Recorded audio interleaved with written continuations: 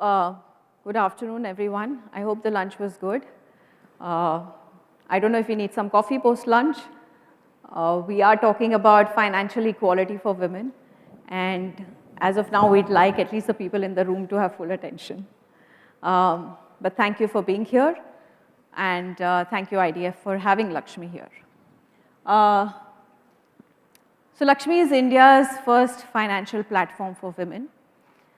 Our aim is to help women build financial acumen, make them feel the joy and power that they can have once you are in charge of your money. So that's what Lakshmi, that's how I set up, how I began setting up Lakshmi. I come with 2 decades of experience in financial services. My parent company is a company called Anand Rathi. It took some courage to say, no more a large company, let's do a startup. Did it 2 years back. Today, Lakshmi is, we have the app, the platform is ready. I think we are now growing towards the next stage. One of the things that we do in terms of really reaching out is to talk to corporates, to take this financial acumen journey for women to women working in corporates or spouses of men working in corporates. So, of course, we all know that. Today, I heard all the sessions today, very interesting. I think as organizations, we are driven towards building greater diversity. We are encouraging women towards leadership. I think women are breaking barriers across all different segments of life, whether it's their careers, whether it is education, pretty much everywhere. The only place where women still do not take an active interest is their financial progress and financial independence. And when I say financial independence, I don't just mean earning your money, but really reaching out for that financial freedom. Quick question, there are a lot of women in this room. How many of you manage your money yourself? How many of you have control over the money that you earn? And you say, I will make a decision of what to do with this money. And the startling fact, and it's wonderful to see so many women raise their hands, and I think we do hope as Lakshmi grows, as our reach grows, we have, a lot of that credit goes to us because we're taking it out to women who actually have no access to financial education or financial acumen. So I think we all spoke about, earlier sessions, people spoke about numbers, how do you measure, etc. We said we've set out on a path, but how do we measure where we've got to go? So this Women's Day, what we did, we do a lot of financial literacy sessions. Of course, we did them for a lot of organizations. But for us as Lakshmi, we said, let's bring out some data. We did this report along with Access My India, which is a well-known survey agency of the country. And we said, let's measure, let's reach out to women. So we did today, the Women and Money Power report of Lakshmi is one of the most comprehensive studies that exist in India around women and money. So we interviewed about 4,000 women in the age group of 21 to 45. Again, not limited to just metros. We did tier 1, tier 2 cities. And we looked at all personas, working, non-working, single, married, married with children, divorce, all of it, right? And we studied what their money habits are across saving, spending, investing. And this is what we found. 6 out of 10 women are either not investing their money, as in not taking charge. And when I say investing, I don't necessarily mean financial assets. I don't mean just into mutual funds or stocks. Typically not even taking charge to say, okay, I will put my money into FDs or buy gold. So they're not completely not taking charge or are completely unawares of what's happening to their money. Only 1 out of 100 women invest for their retirement.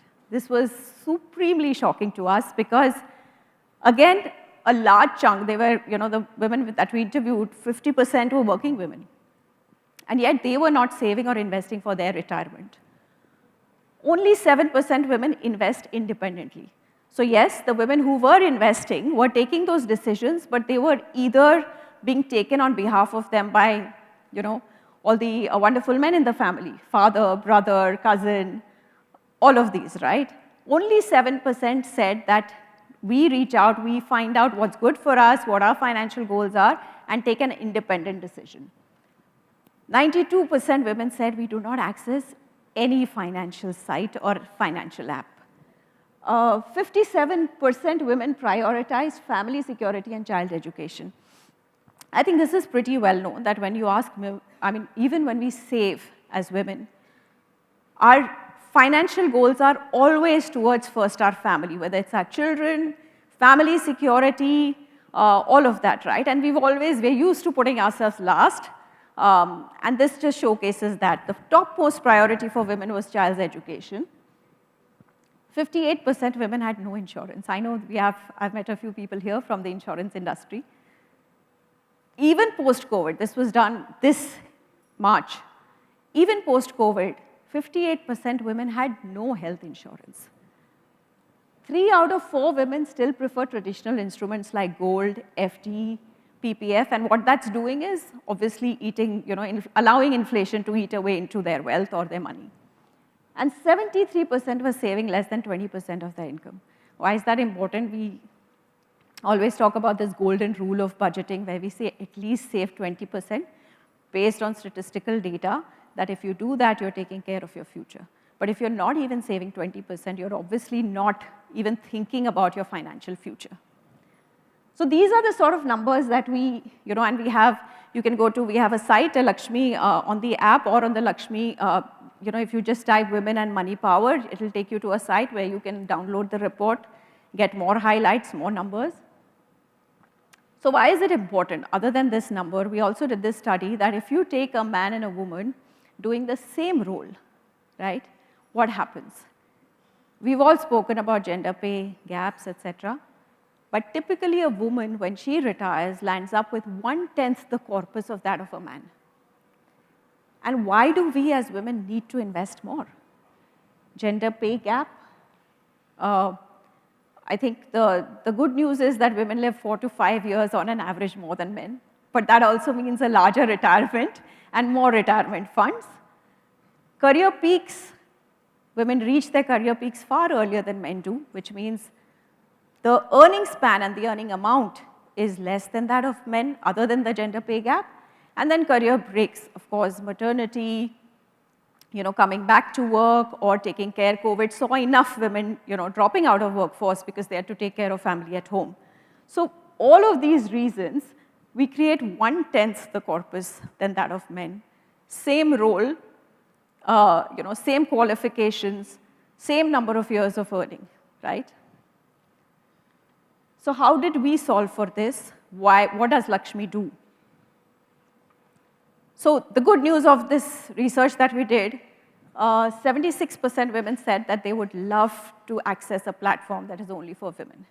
I think what that told us was women still don't find a safe space where they can talk about money, ask questions around money, and learn about money. So that's what Lakshmi does. We have this flywheel model. The core of our model is this community, which is a collaborative approach. I think when I became a mother for the first time, I loved going to my doctor, but more than that, I loved going to the community, my mom community, to ask questions about my child's health or whatever, education, everything, right? So I think my learning was that we as women love the collaborative approach. We are not competitors to money. So we said, let's try out, will a community of women work? Will it help women manage their money better? And interestingly, so we created a closed Facebook group to validate that. And that group has grown within the year and a half to almost 25,000 women. It's a closed group, we cannot market it, but it's only by referencing. And since it worked, we got it onto our app as well. So today, the app has the community as a core, safe space only for women. They can come discuss, ask any questions under the sun around money.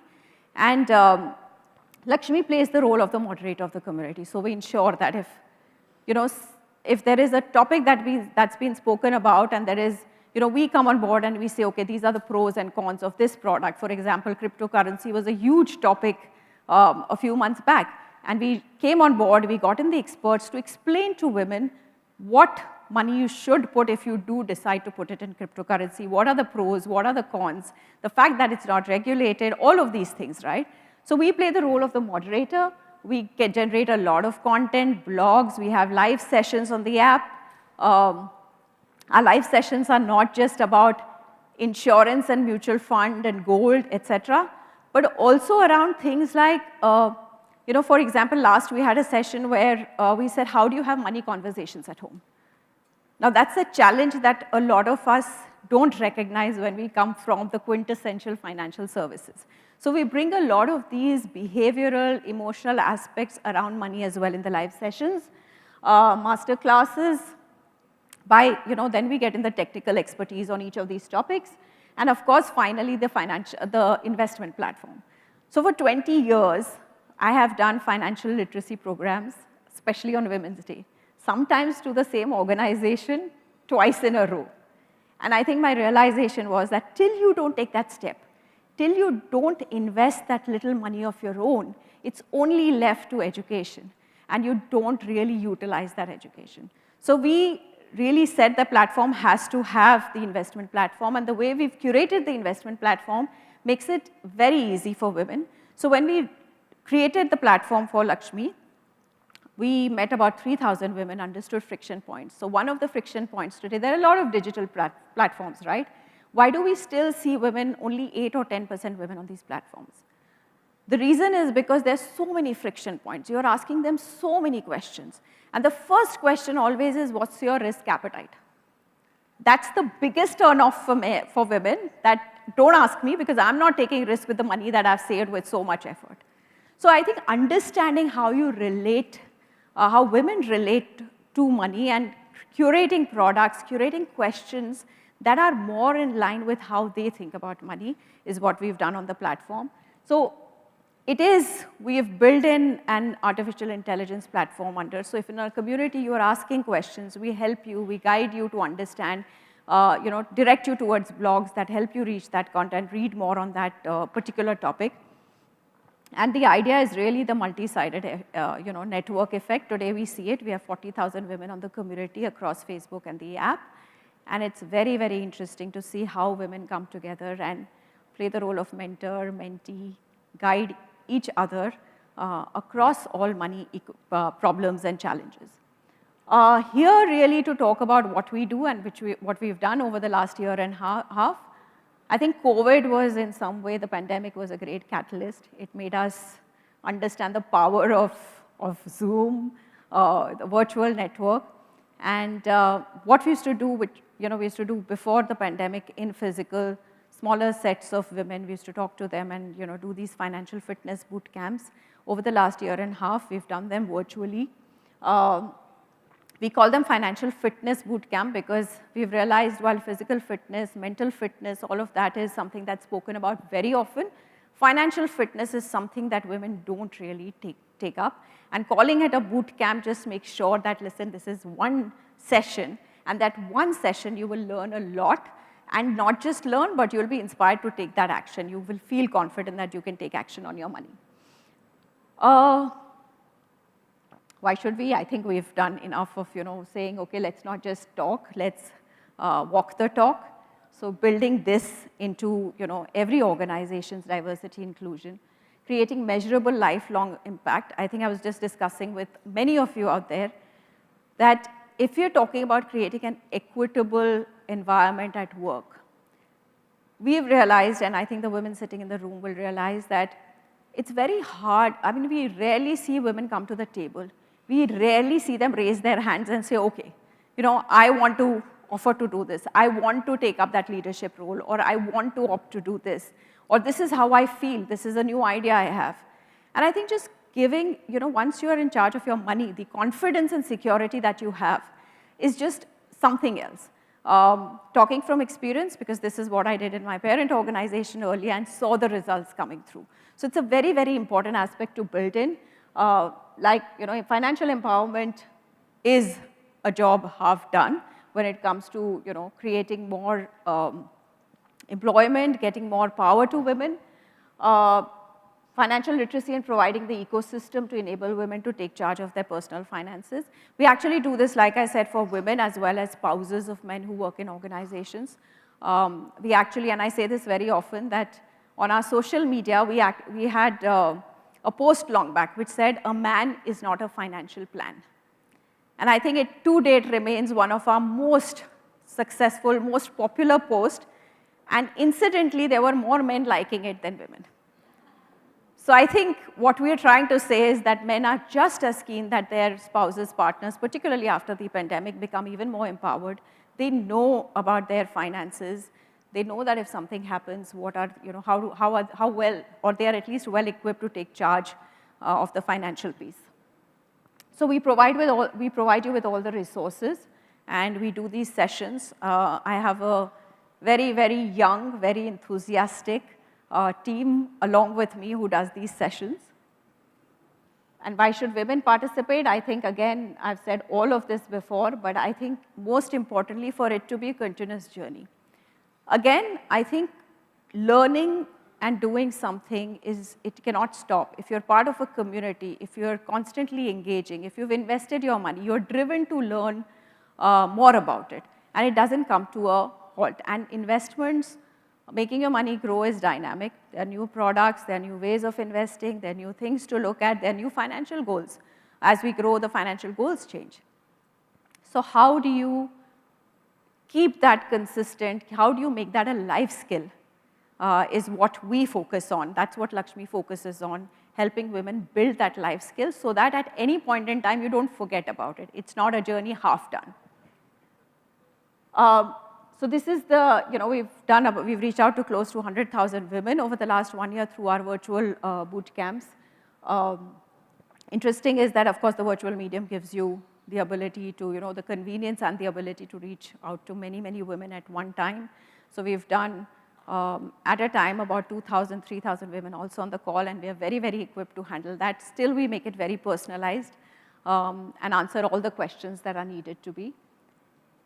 The sessions that we do, we have a team outside. Any of you interested can reach out. We do different sorts of sessions depending on how you want to take it to the women. At what level do you want to do just one session which equips them with the knowledge and says, yes, I'm ready to do it. I didn't know this was so simple.